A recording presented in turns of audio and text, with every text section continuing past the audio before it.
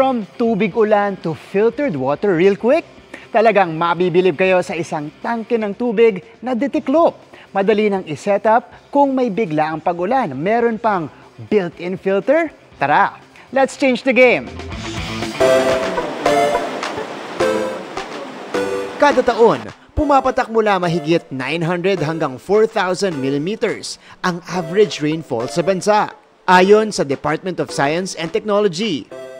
Pero nasa 6% lang daw dito ang naiipon annually. Malaking tulong pa naman sana ang rainfall harvesting sa mga lugar na nahihirapan pa ring maka-access sa malinis na tubig. Pasok, Rainfold. Isang foldable rainwater tank na pwede gamiting imbakan ng tubig ulan anytime, anywhere. Developed by Dr. Eleanor Olegario from Litos Manufacturing Incorporated. Every typhoon that we have, minsan 2,500 millimeter or more na ang nadadrop per typhoon. So ganun tayong katindi in terms of having the rain come in. So we have to use this rainwater resources kasi marami siyang use.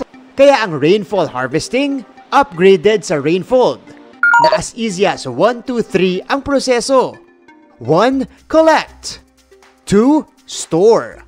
3. Filter.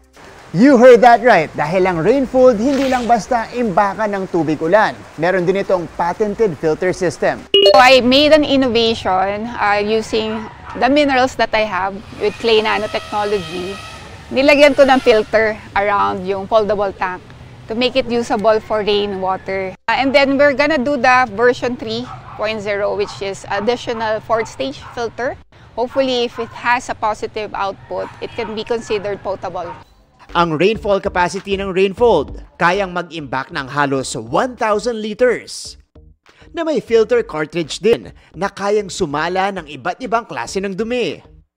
Ang zeolites ginagamit para ma-filter ang heavy metals mula sa tubig ulan. Ito namang calcium carbonate ginagamit para sa acid neutralization. At ang granulated activated carbon ginagamit para ma-filter ang lasa, odor at iba pang organics mula sa tubig ulan. Alternatibong water source. Check! Goods for emergency storage din. Kaya installed na ang Rainfold sa ilang lokal na pamahalaan sa bansa. What we did was put this in a remote community in Pangasinan. It was also used in Marawi.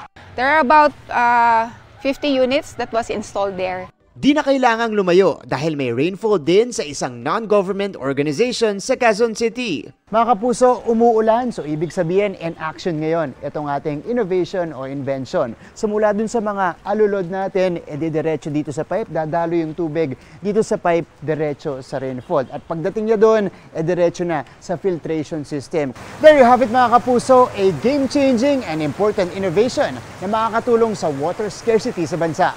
Para sa GMA Integrated News, ako si Martin Javier, changing the game!